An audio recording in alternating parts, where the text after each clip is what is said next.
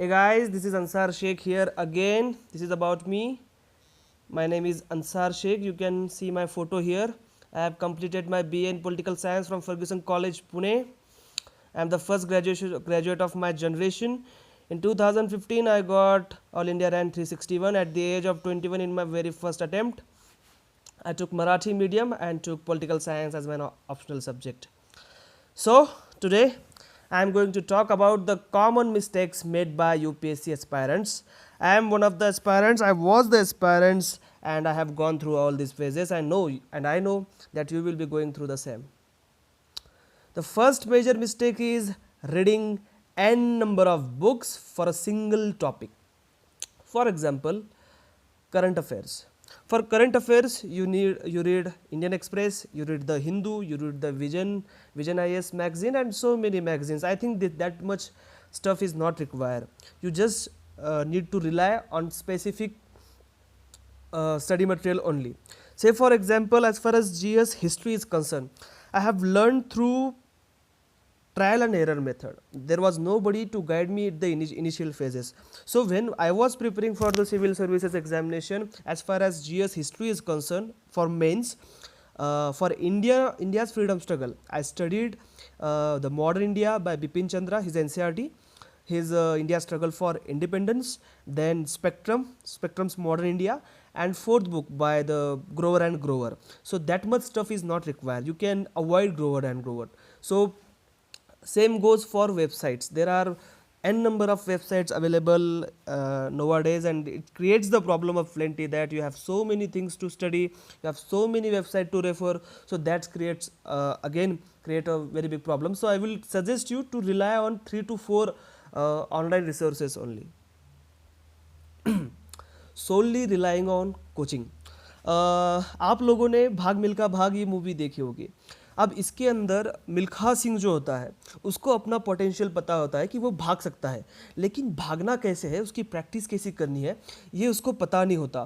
तो ये बताने का काम जो करता है वो उसका कोच करता है. ठीक है, तो कोचिंग क्लास का जो रोल है वो एज अ फैसिलिटेटर है. अगर आप पूरी तरह से कोचिंग के ऊपर रिलाय करते हो तो मुझे लगता है कि आपके लिए यूपीएससी में सक्सेस मिलना आपको मुश्किल हो सकता है. तो मैं आपको यही सजेस्ट करूंगा कि आप कोचिंग के ऊपर ज़्यादा से ज़्यादा रिलाय मत कीजिए. उनका काम एक फैसिलिटेटर का है, ना कि आपको आपकी मंजिल तक पहुंचाना. इसके बाद जो मैं कहूँगा कि आप ज़्यादा से ज़्यादा सेल्फ स्टडी के ऊपर रिलाई कीजिए. ज़्यादा से ज़्यादा आप जो आपका टाइम है वो सेल्फ स्टडी के लिए कीजिए. और एक बात ध्यान में रखिए कि बहुत सारे हज़ारों जो स्टूडेंट्स हैं वो स्टूडेंट्स आज कोचिंग क्लास ज्वाइन करते हैं, लेकिन सक्सेस रेशियो जो है वो बहुत कम है.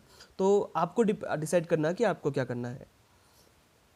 Ignoring boring but important topics, ये मेरे साथ काफ़ी बार हुआ है. डेफिनेशन जो है बोरिंग का, कि बोरिंग टॉपिक क्या होता है, ये वैरी करता है. कोई बंदे को हिस्ट्री बोरिंग लगता है, किसी को ज्योग्राफी बोरिंग लगता है. जो मैं था, मुझे साइंस और टेक्नोलॉजी बहुत ज़्यादा बोरिंग लगता था, क्योंकि मैं साइंस टेक्नोलॉजी के बैकग्राउंड में नहीं था और मैंने साइंस के बहुत सारे जो इश्यूज़ थे इग्नोर किए थे कि मेरे भेजे में कुछ जाता ही नहीं था, मेरे दिमाग में कुछ आता ही नहीं था. तो मैंने GS3 का साइंस और टेक वाला जो पार्ट था पूरा इग्नोर किया. उसका फल मुझे यही मिला कि मुझे GS3 में 79 इतने कम मार्क्स आए. सो मैं आपको सजेस्ट करूंगा कि ऐसी गलती आप मत कीजिए. जो बोरिंग टॉपिक है उनको इंटरेस्टिंग बनाने का आप प्रयास कीजिए और उनको अच्छे से पढ़िए. याद रखिए कि अगर आपने उनको इग्नोर किया तो you will be ignored. Studying irrelevant topics. See, UPSC civil services examination, इसका सिलेबस ये एक ओशन की तरह है. आप सबकी तैयारी नहीं कर सकते. You can not prepare for everything. और फ्रेंच में एक सेइंग है कि if you try to hold everything you hold nothing.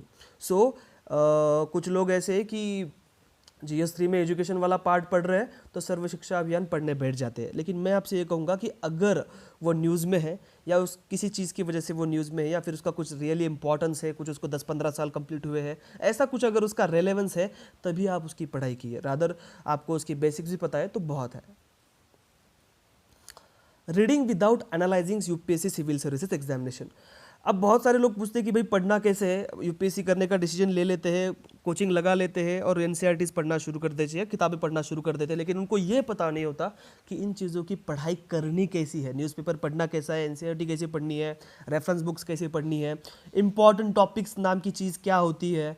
So always ये जो लोग होते हैं जो यूपीएससी को एनालाइज नहीं करते, वो परपेचुअल स्टेट ऑफ कन्फ्यूजन में होते हैं, हमेशा उनके दिल में कन्फ्यूजन और डाउट होता है। तो मैं आपको कहूँगा कि पहले ये जान ले कि यूपीएससी सीईसी एग्जैक्टली क्या है, जो मैंने मेरे पिछले लेक्चर में आपको बताया था।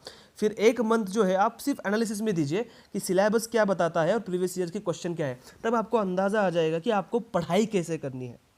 अगर आप ये नहीं करते तो आपका जो पूरा टाइम है वो वेस्ट हो रहा है, आपकी जो पूरी पढ़ाई है वो डायरेक्शन लेस हो रही है।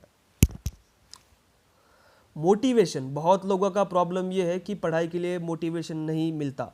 उनको पता है कि मुझे हार्डवर्क करना ज़रूरी है, उनको ये भी पता है कि मेरा फोकस होना ज़रूरी है, उनको ये भी पता है कि कंसिस्टेंसी ज़रूरी है, उनको पता है कि पेशेंस भी ज़रूरी है, और बहुत सारी जो चीज़ें हैं वो उनको पता होती है कि सक्सेस के लिए ज़रूरी होती है। लेकिन ये चीज़ें उनके पास आती ही नहीं है। उनको पता होता है कि मुझे हार्डवर्क करना ज़रूरी है, लेकिन उनसे हार्डवर्क नहीं हो पाता।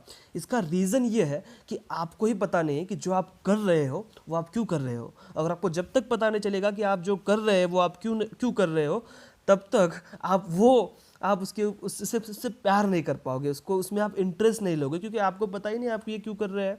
सिंपल सी बात है, आप किसी मेट्रो स्टेशन के प्लेटफॉर्म पे जा रहे हो, प्लेटफॉर्म पे जाकर खड़े हो रहे हो, ट्रेन आ रही है जा रही है, लेकिन आप उसी मेट्रो स्टेशन पे खड़े हुए हैं। उसका रीज़न ये है कि आपको पता नहीं है कि आप वहाँ क्यों खड़े हो। मतलब आपको जिस ट्रेन में बैठना ही नहीं है, उसके स्टेशन पे आप अगर जाकर खड़े हो रहे हैं तो ये आपके लिए दिक्कत खड़ी कर सकता है। इसका आंसर जो है वो आंसर ये है कि why do you want to join civil services.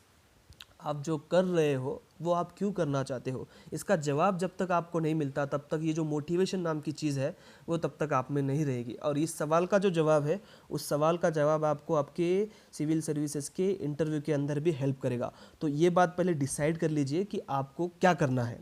अगर आपको यूपीएससी सिविल सर्विसेज की एग्जामिनेशन की तैयारी करनी है तो आपको क्यों करनी है ये डिसाइड कीजिए। ये जो आपका रीज़न आपको मिलेगा, ये जो आंसर आपको मिलेगा, ये आंसर आपको हमेशा मोटिवेट करने का काम करेगा।